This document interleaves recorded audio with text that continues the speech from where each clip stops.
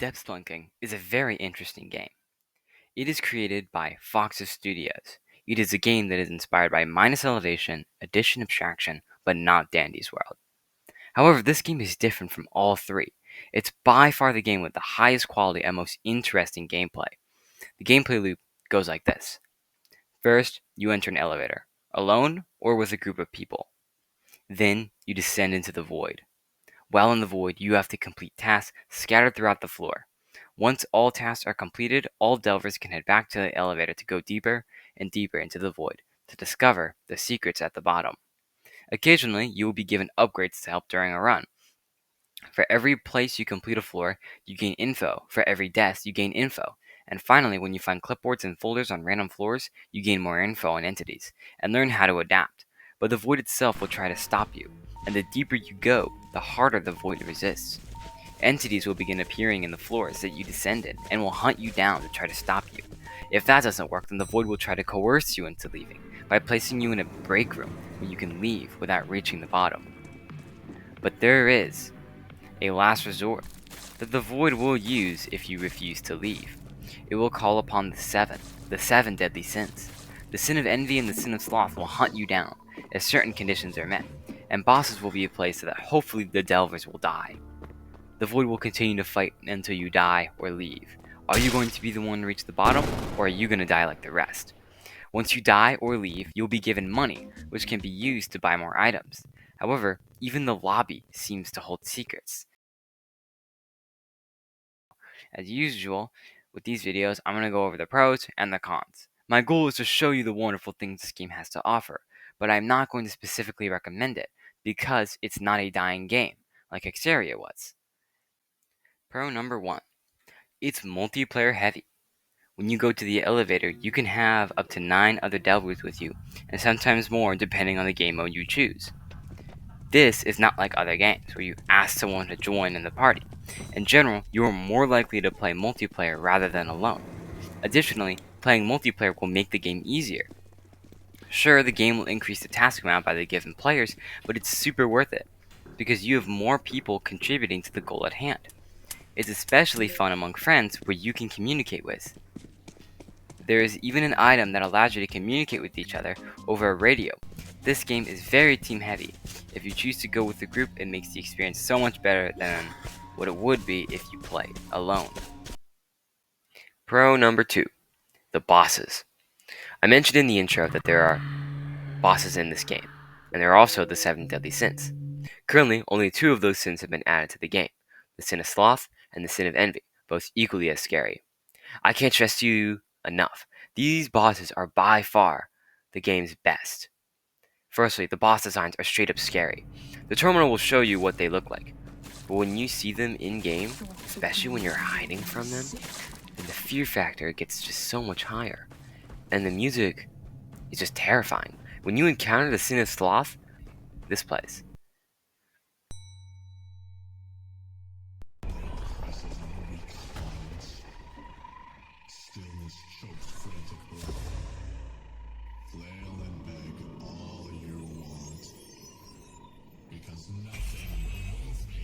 These monologues are present in both bosses. They are the introduction to the horror you'll experience, and then during the encounter, the bosses will talk to you and tell you to give up. If you should survive, you can gain info on the bosses, and if you reach 100%, then you are rewarded with some of the most powerful items in the whole game. And that's just the sins. There are 2 other bosses. These bosses are completely random. It is impossible to predict when they spawn. These bosses are just as scary as the sins. The first boss is the Echovore. A delver must be totally silent to survive. The Echovore can hear your every move, your every step, every task you complete, and that's not all. It can clone itself, and the babies can detect you as well, alerting the mother. For every sound a delver makes that is detected by the Echovore, the more powerful it becomes. It can sense you farther away and will chase you longer, all in a cramped and dark environment with much more tasks than most floors do. The second boss in this category is the mannequins. These guys are scary. Normally you have to deal with just one boss on a given floor, but this boss has over 30 entities. And guess what? If you don't look at them, they're going to move towards you and kill you on contact. They are weeping angels. Let me make this clear. You have over 30 entities that you must always have eyes on. Let me tell you something, that is impossible. And that's not all. Every once in a while, the power goes out and reshuffles all positions of the mannequins. It's things like these that makes them so good, because you will never feel safe during these floors, and that is beautiful. It's pretty hard finding scary Roblox games, but this does the trick and makes the delver uneasy and afraid. Pro number 3. The items. Every single run you play, you will be given money once you die. This money can be spent at the shop to get items, which helps you reach farther and therefore give you more money. There are lots of different items. Some just give you stamina, some give you speed, some protect you from entities, some show you the location of entities and tasks, some do a mix of all of these, and some are completely different to all these items. This means that you can create a lot of combinations of items. You can equip 3 starting items at a time. These can synergize with other items, which can create incredibly powerful builds. And then you use the builds you get farther than you've ever gone before. And when you do that, you are greatly rewarded. Should you reach floor 30, you'll be rewarded with the black market. The black market doubles the amount of items you have at your disposal. You can create so many more powerful builds with your new potential. This is what makes people continue to play the game. Some builds are defensive, some are offensive.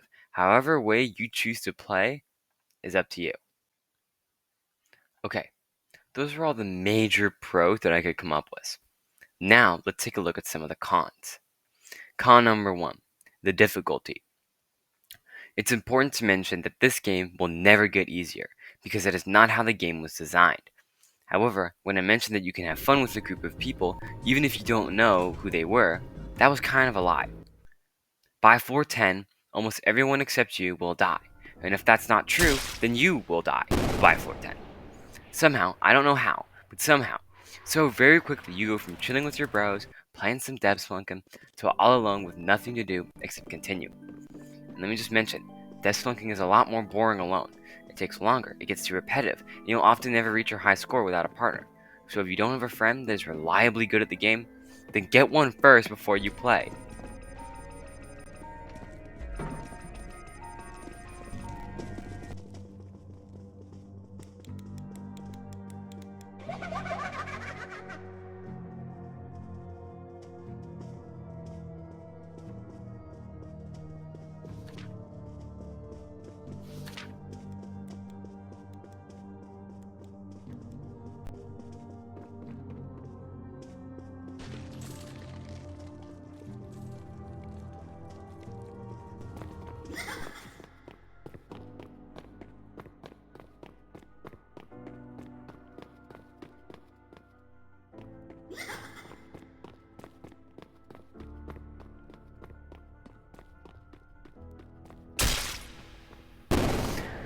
Con number 2.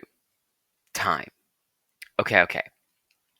I know that title seems a little weird, so let me explain what that means exactly. So firstly, every floor you complete will only take a few minutes. However, as you progress, there will be more entities, so you have to spend more time avoiding them. Furthermore, the task demand also increases, making you have to spend more time on doing tasks. So when your high score is, let's say 35, it's going to take you multiple hours just to reach your goal and explore new things. The problem from the first con is heavily shown here. Most likely your party is dead, so you have to complete like 20 floors all on your own, facing 2, then 3, then 4 entities, and then having to do 5, then 6, then 7 tasks on a given floor. Depth Spelunking is supposed to be a roguelike, so you get defeated once, then come back stronger the next time, and get a little bit further. However, it feels like as you keep going, you just want to be done. There's a story to this game. You know, like, that's great. Every game should have a story. But it feels locked not behind a skill issue, but a time issue. Ask anyone if they want to sink 6 hours or more getting to floor 50 and unlocking an item, they would say no. Like, definitely say no. There's no way to speed up or save your current run. The most effective way I've seen be done is using an auto clicker in the break rooms that you can then take a break and not get disconnected. It just does not make sense for a roguelike game to take this long to uncover tiny portions of the story, because new lore is revealed every 10 floors. The first 10 floors might take 10 to 15 minutes to get to. However, the next 10 to 20 floors would take maybe 20 to 30 minutes. The amount of time sunk every 10 floors goes up, so it gets harder. Without anything to make the game fresh again, the gameplay quickly gets stale. Of course, you could try new builds, but fundamentally, things just would not change. So the game does have replayability, but at a certain point, things get stale, old, and don't get fresh again, even when new entities are added. Con number 3. Randomness. The only thing that can actually really spice the game up is random encounters with rare and unusual entities. These entities are different, they have unique mechanics, they're just a fresh start. Now that on its own may sound like a solution to the gameplay loop problem. By adding rare entities, people will occasionally get super interested after encountering one. Now there are two problems to this argument. The first is the fact that these are rare entities. Once you see them, it's super unlikely you will ever see them again. Even when you grind from floor 1 to floor 50, you might not even see a single rare or unusual entity. The second problem is that even if you did see one, you will not be interested to play even more than if you didn't see one. This is simply because rare entities don't really change the gameplay that much. They appear on one floor. The only thing that would incentivize people to keep going or look for rare entities is their bestiary log that adds bits of lore. However, that would mean that a delver would have to first find the entity, then take a picture with the camera if they even have it, then they would find clipboards if they spawn on the level, then die 3 more times. If that doesn't sound tedious, then I don't know what does, so I would simply recommend to just play the floors that you think are fun. Conclusion. Okay, let's be real here. This game I'm very mixed about. It's a game that I deeply enjoy when Foxes creates these insanely good boss floors and unique items that encourage people to work together. I really like that. However, I cannot overlook that the group that is encouraged to form dissipates just as quickly within 10 floors or even less. Then, when you are the only one left, you have to play for multiple hours straight just so you can reach a new high score. The game tries to spice things up with rare and unusual entities, but that just does not solve the issue because they only appear for one floor. My main praise is the great bosses that are created, but at the cost of many hours being sunk for not really much payoff. It's especially bad when you have every item in the game because then there's nothing that money can be used on anymore. In general, I enjoy the game, but it's really hard to just pick up and play.